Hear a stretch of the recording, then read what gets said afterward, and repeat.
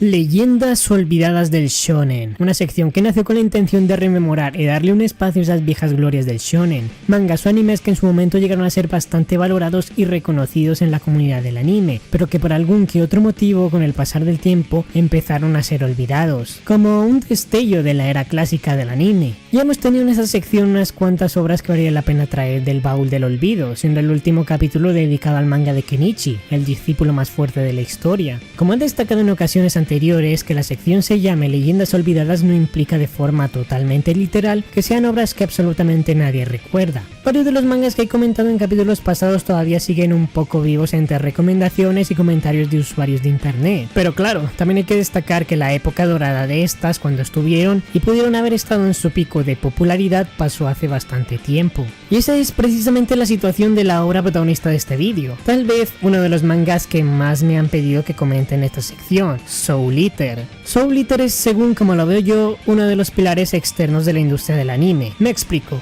Creo que la figura de Soul Eater es una que desde el momento que te adentras en el mundillo del anime va a estar presente constantemente. Cuando buscas cualquier collage genérico de personajes de anime es difícil no ver a Soul y Maka ahí. Lo mismo con el logo de la serie, simple pero memorable. En resumidas cuentas, aún sin haber visto Soul Eater, aunque para empezar ni siquiera sepas el nombre de la serie, es muy difícil que no hayas visto la imagen de una peculiar chica con coletas que lleva un abrigo negro más grande que ella, que trae también una enorme guadaña. Un caso parecido al que comenté con Katekyo Hitman Reborn en su respectivo vídeo. O de paso, puede que hayas visto muchas veces la mítica imagen del grupito farmeando aura, como dicen los pibes a día de hoy. Soul Eater es una obra a la que se le guarda mucho cariño en estos días. Fue el primer anime de muchos, o una de las primeras series enfocadas en las peleas que varios consumieron.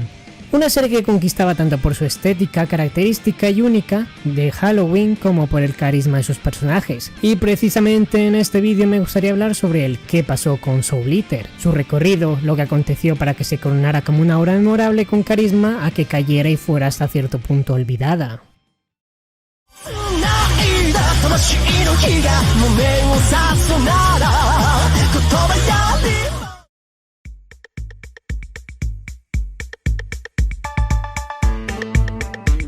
Como siempre, me encanta abrir esta sección hablando primero del recorrido del autor antes de la creación de la obra protagonista del vídeo. En este caso, Atsushi Okubo. Nacido un 20 de septiembre de 1979, Okubo demostró desde joven una gran pasión por el dibujo, muy contrario a su desempeño académico, ya que según ha llegado a comentar él mismo, nunca fue un estudiante modelo. Tras terminar su etapa estudiantil, cuando ya estaba en sus 20, Okubo asistió a una escuela especializada en manga, aunque dependiendo de la fuente se menciona que era una escuela de arte en general. Independientemente del foco principal de la escuela, aquí Okubo puliría su técnica y estilo artístico, y en esta misma conocería a Rando Ayamine, dibujante del manga Get Bakers. Parece que llegando a un acuerdo con el proyecto, Okubo empezó a trabajar como asistente de Ayamine en Get Bakers durante un periodo de 2 años, una etapa que le permitió a Okubo aprender de la dinámica profesional del manga, desde el diseño de personajes hasta la narrativa y el ritmo de producción. No hay declaraciones oficiales de que Okubo y Ayamine forjaran una relación de amistad, pero independientemente, esta experiencia marcó un antes y un después en Okubo. Tras haber pulido más su estilo y haberse empapado algo más de la industria del manga, Okubo decidió probar suerte en 2001 con su primer serialización oficial, que recibiría el nombre de Beichi, un manga que giraría en torno a peculiares poderes. Se comenta que Okubo probó enviar algunos one-shots a las editoriales, pero no consta información respecto sobre de qué trataban.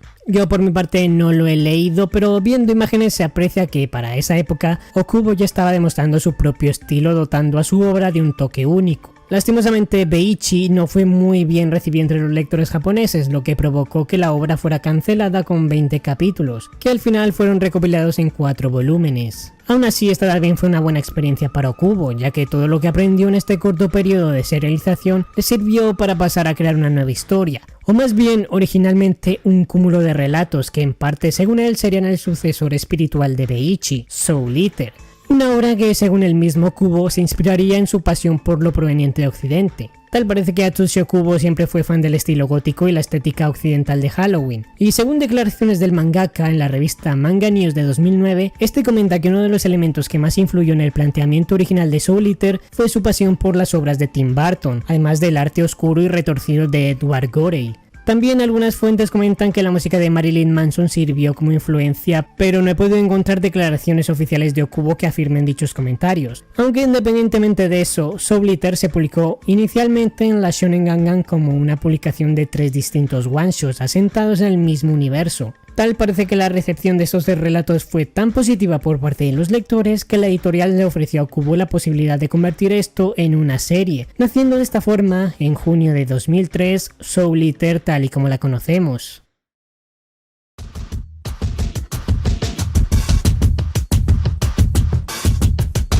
Como acabo de mencionar, la obra de Soul Eater comenzó como una serie de 3 one-shots que posteriormente se convertirían en una serie oficial. Y a decir verdad, estos 3 a día de hoy son considerados el prólogo oficial de la obra, ya que en estos se nos presentarían a los 3 protagonistas y sus respectivos compañeros de equipo, Soul y Maka, Black Star y Tsubaki, y Death the Kid junto a Patty y Liz. Con este cúmulo de eventos, Okubo construiría el peculiar mundo de Soul Eater y la misión de los personajes. La historia se situaría en la peculiar ciudad de Death City, en la que se alza la escuela Shibusen, dirigida por el gran Shinigami-sama, un centro en el que los estudiantes están divididos en 2 grupos: armas humanas, aquellos con el poder o capacidad de convertirse en un arma, desde guadañas hasta pistolas, y los técnicos de armas, aquellos que harán uso de las armas humanas para luchar. Básicamente, uno no puede estar sin el otro. El objetivo como estudiantes de Shibusen es que los técnicos consigan que sus compañeros armas humanas absorban almas de criminales, principalmente 99 almas, para coronar el proceso con una 100ª alma que provenga de una bruja, el epítome de la maldad. La historia, teniendo en cuenta sus one-shots como prólogo, da comienzo cuando la pareja de Soul y Maka están a puertas de su 100ª alma para que Soul, como arma humana, evolucione a un estado superior. En el proceso, la pareja se topa con una mujer con total apariencia de bruja, Blair, la cual nuestros muchachos acaban ejecutando y cuya alma Soul acaba consumiendo. Pero para sorpresa de nuestros protagonistas, nada acaba ocurriendo, ni ningún poder legendario acaba despertando. Y aquí se revela que Blair no era una bruja, sino un gato con la capacidad de transformarse, y que tan solo se comieron una de sus vidas. El hecho de que la 100ª alma de Soul no fuera de bruja sino de gato hace que todo el recorrido hasta este punto haya sido en vano y que ahora la pareja tenga que volver a recolectar almas desde cero. A partir de este punto y a medida que va avanzando la trama se nos van planteando objetivos mayores. La base de la serie son los equipos que tienen como meta llegar a las 100 almas cosechadas. Inicialmente la serie comienza con misiones simples a través de las cuales los protagonistas se vuelven más fuertes, pero la cosa empieza a escalar con la introducción de las verdaderas brujas como Medusa y el objetivo de revivir al Kishin, una amenaza que puede destruir el equilibrio del mundo y sumirlo en la más profunda locura y desesperación. Por lo que veremos como en cualquier buen shonen de peleas, como los personajes se entrenarán y enfrentarán amenazas cada una más peligrosa que la anterior. Lo más destacable de Soul Eater, aparte de por supuesto su historia y personajes,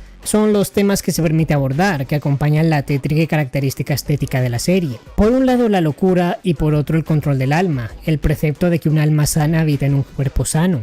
La locura es un tema muy recurrente en Soul Eater, un elemento que está presente en todas las personas, algo similar a que todos los humanos tienen maldad en su interior y ninguno está libre de pecado, pero la locura en Soul Eater no es solo el estar loco, sino que escala algo más metafórico o filosófico. Atsushi Okubo utiliza el tema de la locura no solo como un elemento narrativo, sino como una metáfora de los miedos internos, la pérdida de control y el conflicto entre el orden y el caos, y son muchas formas en las que la locura puede manifestarse tanto en antagonistas como Krona, figuras misteriosas como Stein o en los propios protagonistas como Soul y Maka. Y es que la serie en contraposición también hace énfasis en el orden, la razón y la armonía entre el alma y el cuerpo, como mencioné antes. Y creo que con esto Soul Eater se asienta como un shonen que promueve mensajes muy positivos y con un enfoque que trata de ayudar a personas con dificultades. La locura representa el miedo, el desequilibrio y la pérdida de identidad, y es aquí donde Okubo propone que el coraje, el vínculo entre las personas y la aceptación de uno mismo son las claves para resistirla y enfrentarla.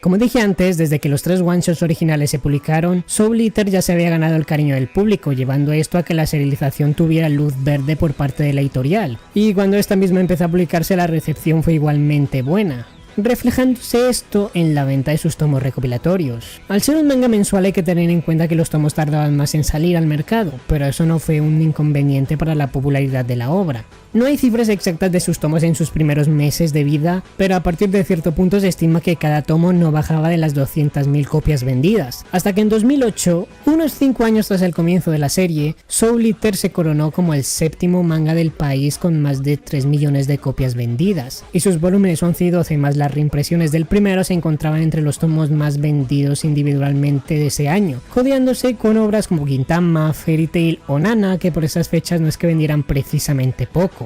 Aunque si tenemos en cuenta estas fechas tenemos que tener en cuenta un factor que fue crucial para el subidón de ventas y popularidad de Soul Eater, ni más ni menos que su adaptación al anime llevada a cabo por el estudio Bones en pleno 2008. El mismo año en el que Soul Eater llegó tan alto. Según consta, los índices de audiencia japoneses no fueron excesivamente altos, pero sí que permitió que la serie cosechara una base de fans más sólida de la que ya llevaba con su versión manga. Y aunque no se reflejara en que todo el mundo estuviera pendiente en sus casas de cada capítulo, la obra sí que llegó a ser alabada por su animación, estética e historia. Y bueno, la popularidad de Soul Eater era tan palpable hasta cierto punto que se dio el visto bueno a otros tantos proyectos. Un spin-off escrito y dibujado por el propio Atsushi Kubo llamado Soul Eater Not, que se empezaría a publicar en 2011 en la misma Shonen Gangan junto a su manga principal, llevando el autor 2 obras a la vez, mensuales, que implica un poco menos de carga pero 2 obras al fin y al cabo. Y de hecho esta también recibiría su adaptación al anime, aunque no sería hasta el 2014 con material suficiente. También se lanzaron al mercado algunos CD dramas con libros de ilustraciones exclusivos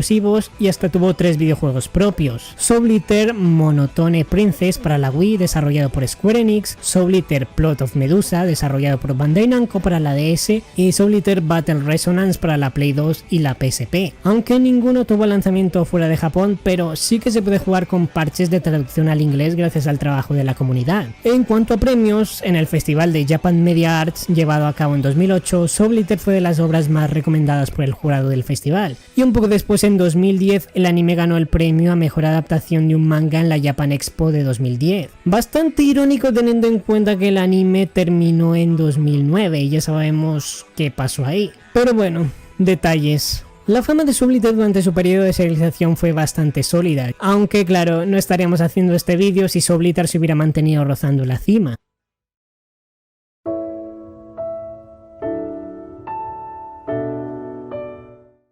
Hay que destacar que el caso en el que la popularidad de Soul Eater se fue apagando no fue un caso tan extremo como los que he llegado a comentar en vídeos como el de Toriko o el de Katekyo Hitman Reborn. La verdad, las razones de la entre comillas caída de Soul Eater se debe a un simple factor: su adaptación al anime. La verdad creo que este punto no es desconocido para nadie. En resumidas cuentas, el anime de Soul Eater alcanzó al manga. Y el estudio Bones, en vez de finalizar el anime en un punto para continuar la cosa en el futuro con una segunda temporada, se decantó por seguir con la adaptación separándose del manga, dando a la serie un final original acabando la emisión en 2009, tan solo un año después de comenzar la emisión del anime. Y aunque esto no frenó las ventas del manga, ya que como dije sus ventas se mantuvieron constantemente en más de 200.000 copias, sí que fue perdiendo su impulso. El final original fue criticado, por lo que el impulso que pudiera tener el manga por su anime fue mermando poco a poco. El manga terminó como tal años más tarde, concretamente en el 2013, por lo que con material suficiente la opción de reanimar la obra estaba ahí. Pero en lugar de eso, Bones decidió arriesgarse con otro proyecto: la adaptación al anime de Soul Eater Not.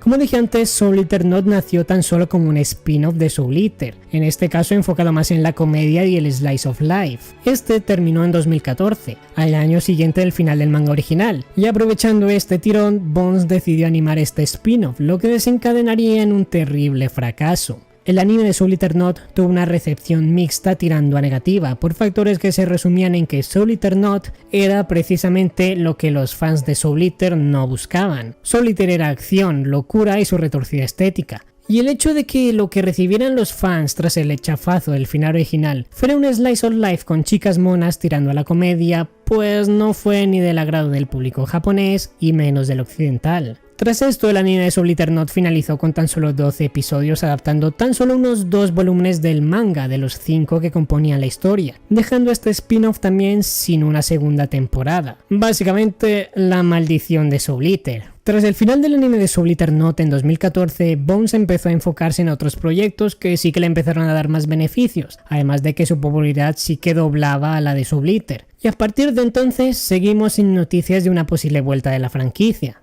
Aunque yo creo que las posibilidades no están perdidas. Ahora me explico con esto. Tiempo después del final de la franquicia, Okubo volvió con un nuevo manga, Fire Force, que directamente fue un boom, alcanzando el mismo récord de Soul Eater de 20 millones de copias en circulación o incluso más en un periodo de tiempo mucho menor. El mundo empezó a tener sus ojos puestos en la nueva obra de Okubo, y a día de hoy tenemos la tercera temporada en emisión y el segundo core confirmado para el año que viene. Y es precisamente gracias a Fire Force que creo que la vuelta de Soul Eater no es imposible. Para los que no habéis leído el manga de Fire Force y solo sois anime only, no os preocupéis que no voy a comentar ningún spoiler. Pero para los que sí, sabréis que en su final, Fire Force asienta una conexión con Soul Eater, por lo que creo que cuando la obra de Fire Force sea adaptada al completo y este final se emitió, no niego la posibilidad de que se aproveche el impulso para anunciar un remake de Soul Eater.